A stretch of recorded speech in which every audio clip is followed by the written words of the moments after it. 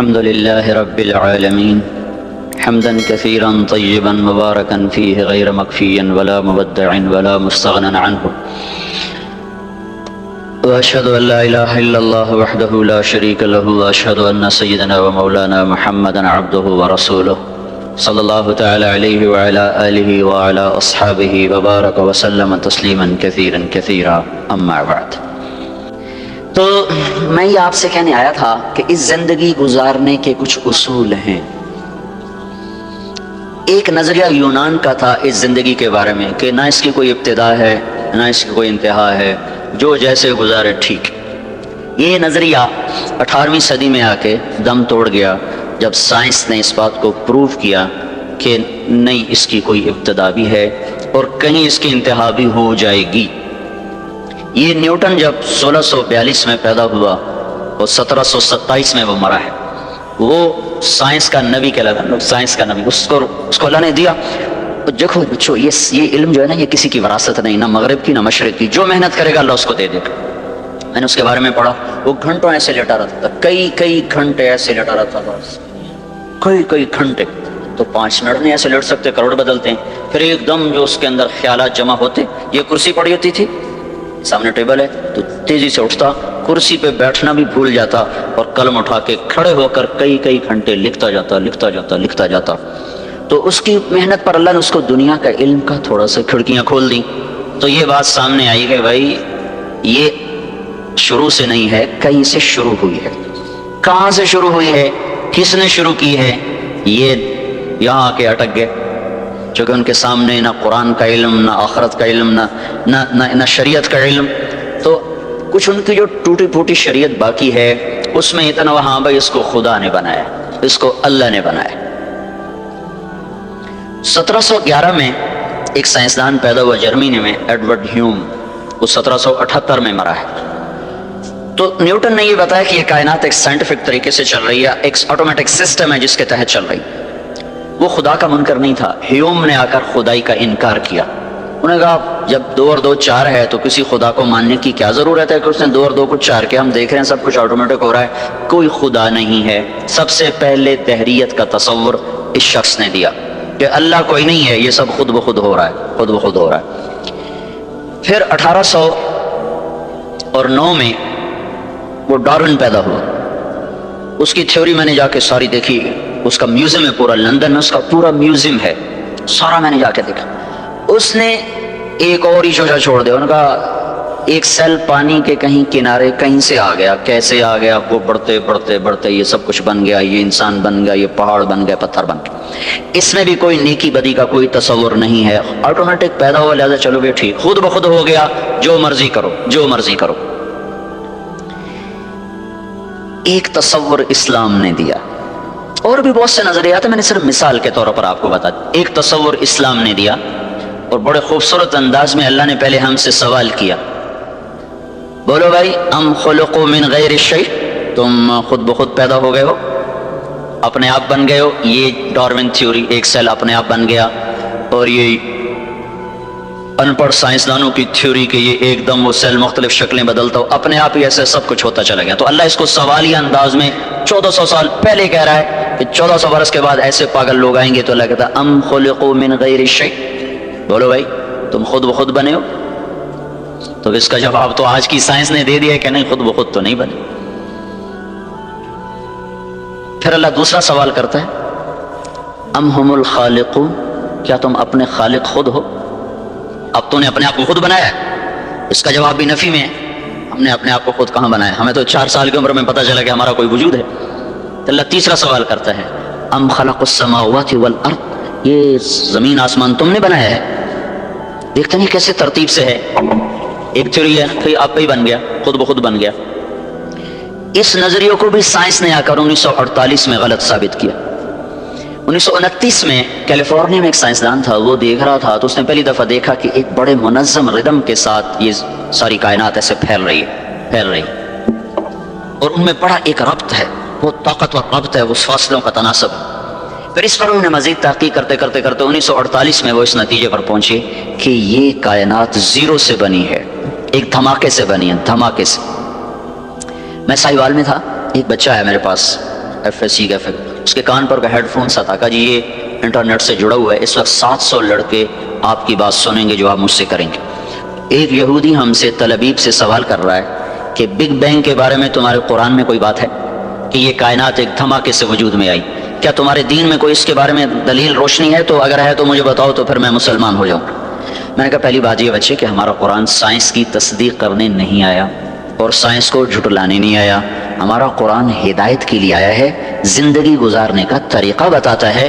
کہیں کہیں وہ دنیا کی چیزوں کو ٹچ کرتا ہے، جہاں وہ ٹچ کرتا ہے وہ ایسا صحیح ٹچ کرتا ہے کہ پھر اسے کوئی چیلنج نہیں کر سکتا۔ تو ایک آیت ہے جو اس کا ترجمہ نہیں، اشارہ ہم کیس کر سکتے ہیں کہ اس سے اشارہ ہوتا ہے کہ اللہ تعالیٰ کہتے ہیں اولم یر الذین کفروا ان السماوات والارض کانتا رتقا ففتقناہما وجعلنا من الماء کل شیء حی افلا یؤمنون۔ یہ جو میرے منکر ہیں ان کو پتہ نہیں ہے کہ زمین آسمان ایک ملا ہوا مادہ تھا، ایک ملا ہوا رتق ہوتا ہے چیز اس طرح آپس میں مل جائے کہ پھر اسے جدا نہ کیا جا سکے۔ جیسے گوشت الگ ہے، سبزی الگ ہے، نمک الگ ہے، مرچ الگ ہے، جب ہم اس کو سالن بناتے ہیں تو ہر چیز مکس ہو کر اب نمک مرچ ہلدی اس میں سے نہیں نکل سکتی، اس کو عربی میں کہتے ہیں رتق۔ کانتا رتقن، یہ سب کچھ ملا ہوا تھا، اور فتق اس کو الگ الگ کر دیں، ففتقناہما، پھر ہم نے اس کو پھاڑا اور اس کو دھماکے کے ساتھ ہم نے اس کو پھیلانا شروع کیا۔ اثر کے بعد وہ آیا، کہنے لگا یہ وہ یہودی مسلمان ہو گیا، اس وقت سن کے چلا گیا، پھر اثر کے بعد اس نے آ کر مجھے بتایا کہ وہ مسلمان ہو گیا۔ تو ہمارے پاس یہ نظریہ نہیں ہے کہ آپ ہی بن گیا، ہمارے پاس یہ نظریہ اس کو اللہ نے بنایا ہے اور ایک نظام کے ساتھ۔ اچھا، پھر ایک پال ڈیوس سائنسدان تھا آسٹریلیا کا، اس نے پھر ایک اور بات ثابت کی کہ کوئی بنانے والا ہے، خود نہیں بنا، اس نے ڈارون کو غلط ثابت کیا۔ اور دوسرے جو دہریے، بہت سے دہریے سائنسدان تھے، اب بھی ہیں، ان سب کی بات کو اس نے غلط ثابت کیا کہ یہ دھماکہ کسی نے کیا ہے، خود نہیں ہوا، کہ ہر دھماکے کے بعد تخریب ہوتی ہے۔ دھماکے سے تو تخریب ہوتی ہے نا، نہ کہ تعمیر۔ اگر میں جا کے ابھی اپنے مسجد میں کہوں کہ ہم وہ بیٹھے تھے لارنس کالج کی مسجد میں، وہاں ہوا دھماکہ، ہر لڑکا اڑتا ہوا اپنے بیڈ پہ جا کے بیٹھ اور پرنسپل جا کر اڑتے ہوئے اپنے آفس کی سیٹ میں فٹ ہو گئے۔ کوئی مانے گا اس کو؟ مول صاحب پاگل ہو گئے ہیں؟ کسی بار کبھی دھماکہ بھی ایسے منظم طریقے سے ہوا؟ دھماکے سے تو توڑ پھوڑ ہوتی ہے، نہ کہ اس سے کوئی شکل وجود میں آتی ہے یا کوئی تعمیر وجود میں آتی ہے۔ یہ کائنات میں واحد دھماکہ ہے جس نے اتنے خوبصورت انداز میں کائنات کو وجود دیا کہ کوئی یہ ماننے پہ تیار نہیں ہے کہ یہ دھماکہ اتنا عقل مند تھا۔ دھماکہ تو پاگل پن ہوتا ہے نا، ٹھا ہوئی اور یہ ادھر گیا وہ ادھر گیا۔ تو اس نے نا پھر ایک سیکنڈ کو نا 1000 حصوں میں تو تقسیم کیا جا سکتا ہے، 1000 سے آگے پھر وہ تقسیم نہیں ہوتا۔ تو اس نے یہ بات پروو کی کہ اگر ہم فرضی طور پر 1 سیکنڈ کے 10 لاکھ خرب حصے کر دیں، 10 لاکھ خرب حصے، جب دھماکہ ہوا تھا تو 2 طاقتیں پیدا ہوئی تھی، ایک گریوٹی اور ایک رفتار۔ ایک رفتار پیدا ہو کے دھماکے سے چیز پھیلتی ہے نا، ایک دم ابھرتی ہے۔ تو جب وہ دھماکہ ہوا تھا تو اس میں 2 طاقتیں پیدا ہوئیں، ایک کشش گریوٹی، ایک رفتار سپیڈ۔ اگر اس وقت سپیڈ زیادہ ہو جاتی تو یہ کائنات بکھر جاتی، اور اگر اس وقت کشش اور گریوٹی زیادہ ہو جاتی تو یہ کائنات پھر سمٹ کے پھر زیرو ہو جاتی۔ اس میں اگر 1 سیکنڈ کے 10 لاکھ خرب حصے کیے جائیں اور 1/10 لاکھ خرب سیکنڈ کے برابر اگر رفتار بڑھ جاتی تو کائنات بکھر جاتی، اور اگر گریوٹی بڑھ جاتی تو کائنات زیرو ہو جاتی۔ تو یہ کوئی کیسے تسلیم کرے کہ یہ آٹومیٹک ہو گیا، یہ خود بخود ہو گیا؟ کوئی تو ہے، کوئی تو ہے، اور وہ کون ہے؟ یہاں آ کے وہ اٹک جاتے ہیں۔ تو ہمارے یہ اس بچے سے بھی پوچھو تو کہے گا اللہ نے زمین بنائی، اللہ نے آسمان بنایا۔ تو اس کو اللہ نے یوں جواب دیا، ان ربکم اللہ الذی خلق السماوات والارض فی 6 ایام، تیرا اللہ ہے جس نے زمین آسمان 6 دن میں بنائے، ثم استوى علی العرش، پھر عرش پہ تخت بچھایا، یغشی اللیل النہار، پھر دن اور رات کا نظام چلایا، یطلبہ حثیثا، دن آگے چلتا ہے رات پیچھے چلتی ہے، اور پھر الشمس والقمر والنجوم مسخرات بامرہ، پھر اس نے سورج چاند ستاروں کو اپنے تابع کر دیا۔ تو ہمارے لیے ایک جواب آسان ہو گیا کہ سب کا بنانے والا اللہ ہے۔ پہاڑ کیسے بن گیا؟ والجبال ارساها، اللہ نے گاڑ دیے۔ پانی کیسے بن گیا؟ کہ اللہ تعالیٰ نے بنایا، فسالت اودیۃ بقدرها۔ زمین کیسے بن گئی؟ والارض فرشناها فنعم الماهدون، اللہ نے بنا دی۔ میٹھا پانی کہاں سے آیا؟ وہ بھی اللہ نے بنایا، هذا عذب فرات سائغ شرابه۔ کڑوا کس نے بنایا؟ کہ وہ بھی اللہ نے بنایا، وهذا ملح اجاج، یہ کڑوا بدبودار۔ اللہ نے کڑوے پانی کو نا بطور نعمت کے ذکر کیا کہ سمندروں کا پانی ہم نے کڑوا بنایا، دریاؤں کا پانی ہم نے میٹھا بنایا. یہ ہمارے لیے کیا مزہ ہے، یہ ہمارے لیے کیا نعمت ہے. اگر سمندر کے پانی میٹھے ہوتے تو یہ بدبودار ہو جاتے، اور ایک پانی کا تالاب گندا ہو جائے نا تو سارا گاؤں مصیبت میں آ جاتا ہے. 7 سمندر کا پانی گندا ہو جاتا اور بدبودار ہو جاتا تو ہمیں تو مری میں بیٹھنا ہی مشکل ہو جاتا. یہاں لوگ مر رہے ہوتے تو اللہ نے اس میں تیزاب پیدا کر دیا جو اس کی گندگی کو جلاتا رہتا ہے، جلاتا رہتا ہے، جلاتا رہتا ہے. پھر اس میں اللہ طوفان اٹھاتا ہے، موجیں اٹھاتا ہے، لہریں اٹھاتا ہے. کوئی تھوڑی بہت چیز بنے بھی صحیح تو پانی کی آپس کی طوفانی ٹکراؤ سے اللہ اس کو قسم کر دیتا ہے. اب یہ نمک آتا کہاں سے ہے؟ اس میں نمک ہر وقت کہاں سے آتا رہتا ہے؟ اگر تو اللہ ہمارے ذمہ لگاتا ہاں بھائی پانی کو کڑوا رکھو ورنہ یہ تمہیں تباہ کر دے گا، اس کی بدبو تمہیں برباد کر دے گی، تو پھر انشاءاللہ لارنس کالج والے سارے کھیوڑا کی کان کے آگے کھڑے ہوتے، ٹرک بھر رہے ہوتے جی، سب کی باریاں لگی ہوتی، ذمہ دار، تاجر. اللہ نے ہمیں اتنا نمک دیا، پوری دنیا میں اتنا نمک کسی کے پاس کوئی. تو اللہ نے کیا کیا، زمین کو تھوڑا سا جنوب کی طرف جھکا دیا اور ادھر سمندر کر دیے، اور پہاڑوں کو شمال کی طرف کر دیا، اوپر برف جما دی. پھر زمین کے جھکاؤ سے فائدہ اٹھاتے ہوئے اللہ پاک نے پانی کو جنوب کی طرف بہانا شروع کیا. پہاڑوں پہ برف پگھلی، وہ ندی نالوں میں بدلی، چشمے شامل ہوئے، جھرنے شامل ہوئے، آبشاریں شامل ہوئی. وہ پانی ایک طاقت کے ساتھ پتھروں سے ٹکراتا ہوا اور بل کھاتا ہوا ایک حسن بھی اللہ نے بنا دیا، خوبصورتی بھی بنا دی. لوگ ناران کی جھیل دیکھنے جا رہے ہیں، حالانکہ اتنا سفر، مصیبت خانے، پتھر، پہاڑ، ٹکریں، پھر بھی جا رہے ہیں. وہاں سے یہ پانی جب میدانوں میں آتا ہے تو زمین میں نمک ہے، تو یہ پانی کیا کرتا ہے، زمین کی رگوں سے نمک کو کھینچتا ہے اور پورے ٹرالے بن کر ٹنوں ٹن دنیا کے سارے دریا نمک سمندر میں پھینک رہے ہیں. روزانہ کروڑوں اربوں ٹن اللہ ہی جانے پانی سمندر میں نمک کو پھینکتا رہتا ہے. سمندر کڑوے رہتے ہیں اور ہم مزے میں رہتے ہیں. اگر یہ میٹھے ہو جاتے ہیں ہم برباد ہو جاتے ہیں. سارے شہر کا پانی کڑوا ہو، جہاں سے نہر گزر رہی ہے وہاں نلکا کھودو پانی میٹھا ہو. فیصلہ آباد میں میری رہائش ہے، میرا علاقہ خانوال ہے، رہائش میری فیصلہ آباد. تو وہاں سارے شہر کا پانی گندا ہے، اس میں سے ایک نہر گزر رہی ہے، اس نہر کے دونوں طرف جتنے نلکے ہیں سب کا پانی میٹھا، چونکہ پانی بہتا رہتا ہے اور اس کے اندر کے نمک کو کھینچ کے آگے چلتا رہتا ہے. تو یہ ہمیں اللہ تعالیٰ نے جواب دیا، ام خلقوا من غیر شیء. کیوں بھائی آپ ہی بن گئے خود بخود؟ اگر خود بخود بنے تو جاؤ جو کرنا ہے مرضی کرو. نہیں، اللہ خود بخود تو نہیں بنے. ہیچ چیزیں خود بخود چیزیں نشد، ہیچ آہن خنجر تیغے نشد، ہیچ حلوائی نشد استاذ کار، تا غلام شکر ریزے نشد، مولوی ہرگز نشد مولا روم، تا غلام شمس تبریزے نشد. کوئی چیز خود بخود تو ہے نہیں. تو پھر اللہ تعالیٰ ہم سے کہتا ہے پتہ تو کرو تمہیں کس نے بنایا ہے. یہ بہت بڑا زندگی کا سوال ہے، تمہیں کس نے بنایا، تمہیں کون موت دیتا ہے، تم کیوں پیدا ہوتے ہو، تم کہاں جا رہے ہو. یہ علم میرے بچوں کالجوں اسکولوں میں نہیں پڑھایا جا رہا. یہ علم اللہ نے بطور مسلمان کے ہم پر فرض قرار دیا، اور پھر اللہ تعالیٰ نے قرآن کے ذریعے سے، حدیث پاک کے ذریعے سے اسے محفوظ کر دیا. تو زندگی کا سفر شروع کرنے سے پہلے یہ طے کرو کہ تم نے زندگی گزارنے کیسی. تم اچھے ڈاکٹر بنو، اچھے انجینئر بنو، اچھے سائنسدان بنو، یہ ہماری ضرورت ہے، لیکن تم اچھے انسان بنو، اچھے مسلمان بنو، یہ تمہاری زندگی کا مقصد ہے. تمہارے اس اچھا بننے پر ہماری زندگی کا دار و مدار. ایک ڈاکٹر آئے ہیں میو ہاسپٹل کے، وہ ایم ایس ہیں، پہلے بھی ایم ایس آئے. سارے ہسپتال میں دوائیاں فری تقسیم ہونے لگیں، ہر مریض کا علاج فری ہو رہا ہے. ساری دنیا میں ایسا نہیں ہو رہا. اور میو ہاسپٹل کے 18 آپریشن تھیٹر ہیں، سب میں دوا مفت جاری. ایک سستی سے سستی دوا سے لے کر 1 لاکھ کی دوا مفت ایک مریض پہ لگ رہی ہے کہ ایک ڈاکٹر صحیح انسان آ گیا. اور اس نے جتنا پیسہ، میں نے اس سے پوچھا، میرا دوست ہے، میں نے کہا اتنے پیسے کہاں سے خرچ کر رہے ہو؟ جو حکومت فنڈ دیتی اسی سے خرچ کرو. اور کہنے لگے مزے کی بات بتاؤں، پہلے 1 روپے کی دوائی مریض کو نہیں ملتی تھی اور خرچہ زیادہ تھا، اور اب تمام ہاسپٹل کو دوا فری جا رہی ہے، اور ہر سال کے آخر میں 5 کروڑ 6 کروڑ ہمیں بچ رہا ہے. ہر شے فری کر کے 6 کروڑ 7 کروڑ بچ رہا ہے. اور اس وقت ہر شے پیسے پہ تھی اور پیسے کٹتے تھے کہ ایک انسان، ایک صحیح مسلمان اللہ سے ڈرنے والا ہے. اب میں نے اس سے سارا ہاسپٹل کا راؤنڈ کیا، باہر بیٹھے غریب لوگ جھولیاں اٹھا اٹھا کے اس کو دعائیں کر رہے تھے. اور پہلے کیا ہوتا تھا کہ ڈاکٹر کہتے یہ دوا لاؤ، وہ بھاگ کے جاتے، پھر کہتے یہ دوا لاؤ، اندر مریض اسٹریچر پر پڑا ہوا ہے، اس کا اسپیٹ چیرا ہوا ہے، وہ بھاگ کے جاتے، پھر وہ دوا لاتے. جب پیسے ختم ہو جاتے تو پھر عورت اپنے کان کی بالیاں اتار کے دیتی، ہاتھ کی چوڑیاں اتار کے دیتی اور دوا لے کر آتی، اور پھر بھی دوا پوری نہ ہوتی اور مریض اسٹریچر پر ہی مر جاتے تھے. اور اب 5,000 کا ٹیکہ دل کے اٹیک کا ہوتا ہے. ایمرجنسی میں کوئی ہارٹ اٹیک کا پیشنٹ آ جائے، مالدار آ جائے، غریب آئے، اس کو وہ ٹیکہ مفت لگایا جاتا ہے انہی پیسوں میں کہ ایک اللہ سے ڈرنے والا ڈاکٹر آ گیا.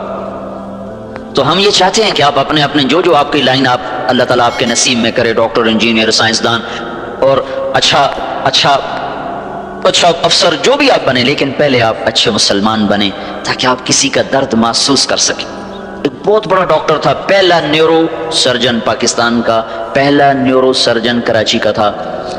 اس کے پاس ایک شخص آئے گا، یہ ایک مریض ایکسیڈنٹل، میں نے اٹھا کے اس کو ایمرجنسی میں لایا ہوں، آپ برائے مہربانی اس کو دیکھ لیں.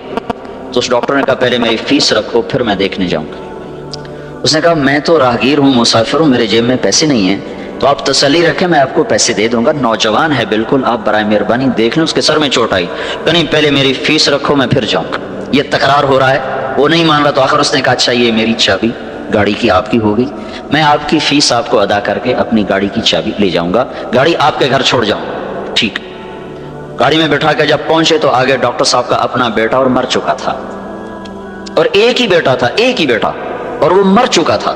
ڈاکٹر صاحب پاگل ہو گئے، جس کے لیے کمایا تھا وہی ہاتھوں میں چلا گیا. تو وہ ڈاکٹر زیادہ تھے، انسان کم تھے، تو اپنے بیٹے کو مار دیا. اور ایک انسان آیا، مسلمان آیا، تو اس نے سارے ہاسپٹل میں دوائیں فری کر دی اور الٹا پیسہ بچا کے دیا گورنمنٹ کو. تو اس وقت میرے عزیزو جو باہر ہو رہا ہے نا، سوائے اس کے کہ پیسہ اکٹھا کرو، اس کے سوا اور کچھ نہیں ہو رہا. تو دیکھو تم اللہ سے ڈرنے والے بنو، اللہ کے خوف سے اپنے شعبوں میں چلو تو اللہ تمہیں عزت دے گا. تمہارے مقدر کا رزق کہیں نہیں جاتا. تو اللہ تعالیٰ ہم سے پوچھتا ہے خود بخود پیدا ہوئے؟ نہیں. اپنے خالق خود ہو؟ نہیں. زمین آسمان تم نے بنایا؟ نہیں. تو پھر پتہ تو کرو ہے کون؟ تو اللہ نے جواب دیا وہ اللہ ہے. اب دوسرا سوال پیدا ہوتا ہے مجھے کیوں پیدا کیا، میں کیوں آیا ہوں؟ تو اس کا بھی اللہ نے جواب دیا وما خلقت الجن والانس الا لیعبدون، تم اس لیے آئے ہو کہ میرے بندے بن جاؤ.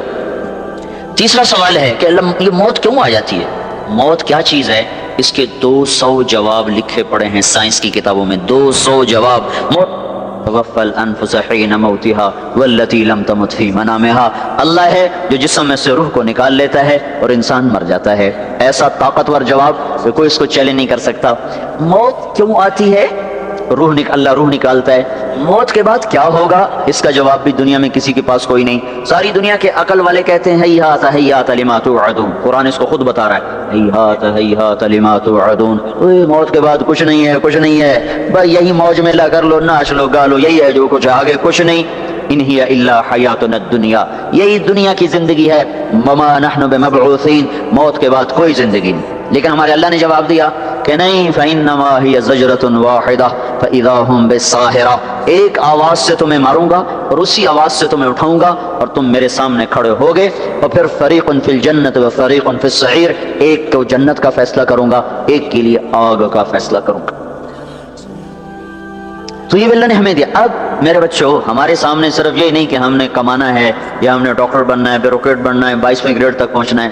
ہائے ہائے میرے عزیزو، کسی بھی قوم کا سب سے قیمتی سرمایہ اس کی نسل ہوتی، اس کی اولاد ہوتی ہے. جب کسی کی نسل، کسی کی اولاد وہ نکمی نااہل ہو جائے تو اصل وہ فقیر ہے. وہ ملک فقیر نہیں ہے جس کی نسل سمجھدار ہو، نیک ہو، عقل مند ہو. وہ ملک فقیر ہے، وہ قوم فقیر ہے، وہ ماں باپ فقیر ہیں جن کی اولاد نکمی ہو، نااہل ہو، بے وقوف ہو.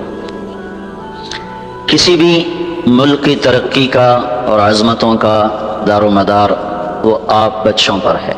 آپ کدھر کو جا رہے ہیں؟ اگر آپ کا رخ صحیح ہوگا تو ساری نسل پھلے گی، پھولے گی اور ساری دنیا کو چین ہوگا. اگر آپ کا رخ غلط ہوگا تو پھر ساری نسل میں ہلاکت، بے چینی، پریشانی آئے گی.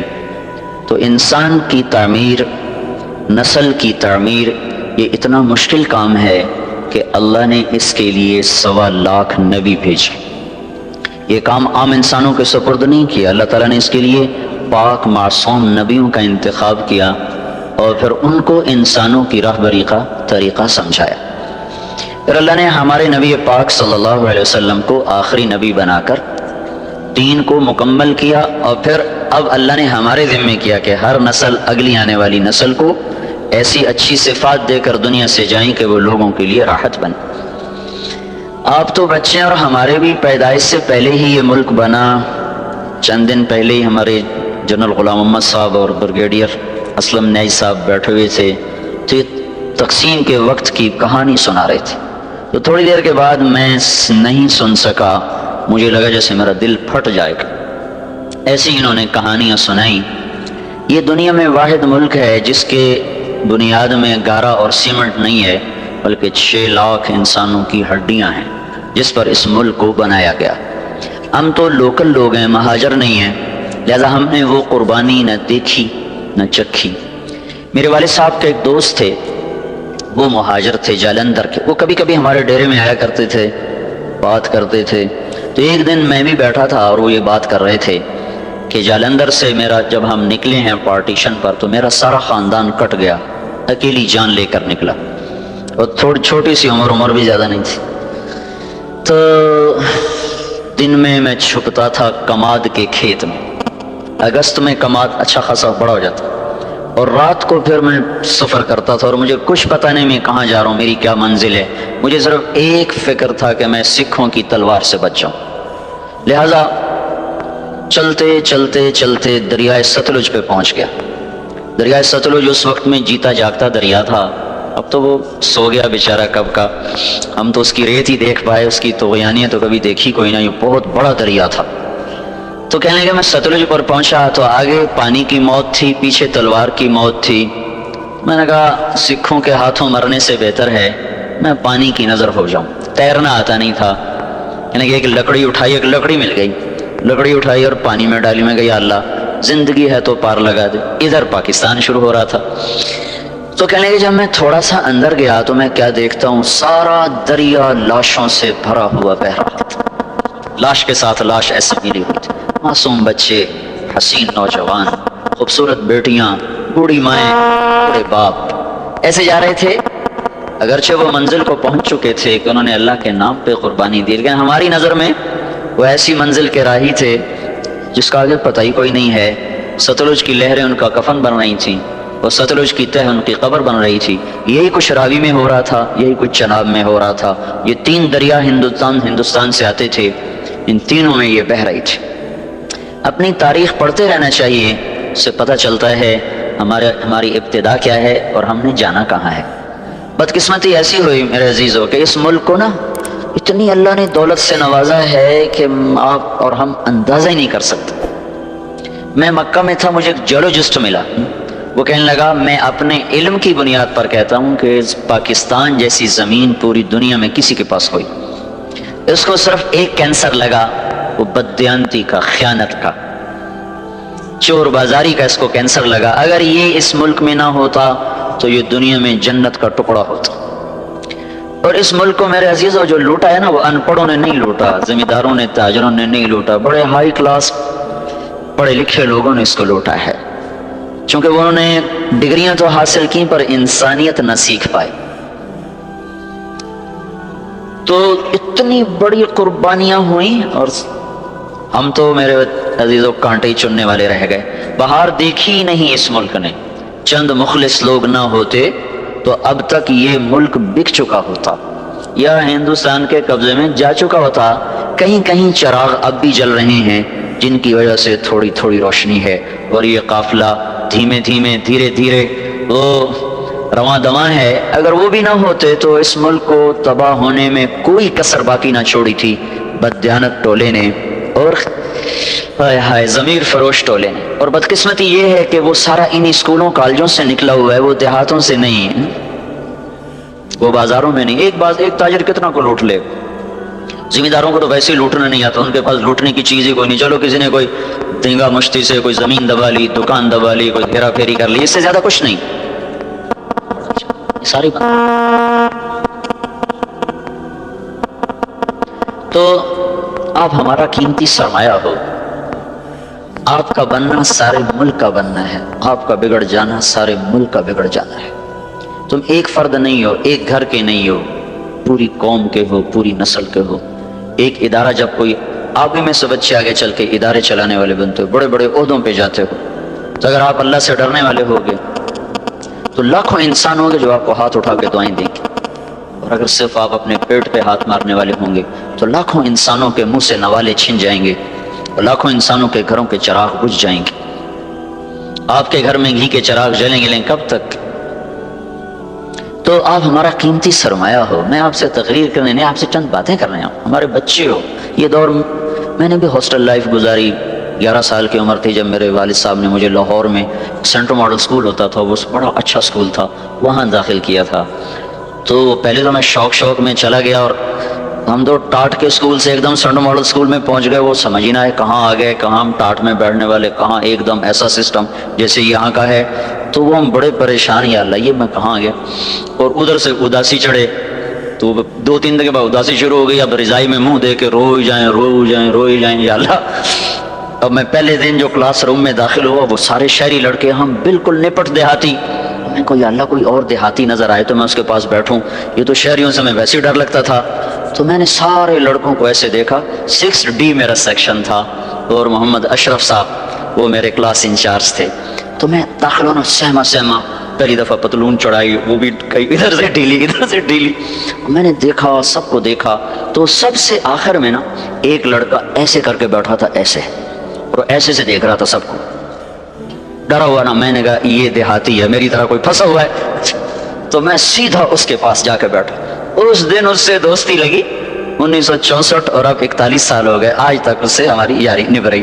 وہ سرگودے کے میلا فیملی میں سے تھا۔ تو جب میں قریب پہنچا تو اس کو شہری لڑکے چھیڑ رہے تھے نا، اس کا ذرا ناک تھا کافی لمبا، تو اس کو کہتے چوہا، وہ کہتا تھوڑی ماں ہوں، اور چوہا کہتا تھوڑی بہن ہوں۔ تو مجھے پکا یقین ہو گیا کہ یہ جو گالیاں دے رہا ہے نا، یہ میرا ہی برادری ہے۔ تو میں اس کے پاس جا کے بیٹھ گیا، تو اب اردو تو ہمیں آتی کوئی نہیں تھی۔ میں کہا کتھو دائیں اندر سرگود دے دا، میں کہلے آج تیری میری دوستی، میں بھی پھنسے تو بھی پھنسے، آج تو بعد آپ اکٹھے۔ تو بس ایک ہی ڈیسک پہ ہم جو چلے، پھر ایک آدھ ہمارا سیکشن آگے جا کے بدلا، لیکن آج تک ہماری دوستی پکی۔ تو آپ کو دیکھ کر مجھے اپنا وہ بچپن، وہ ہاسٹل، وہ سکول، وہ سارا کچھ ایسے جیسے ماضی کے پٹ سارے کھل گئے ہوں، اور گردش ایام نے پیچھے مجھے دھکا دے کر اپنے ہاسٹل میں پہنچا دیا ہو۔ آپ سب کو دیکھ کر وہ مجھے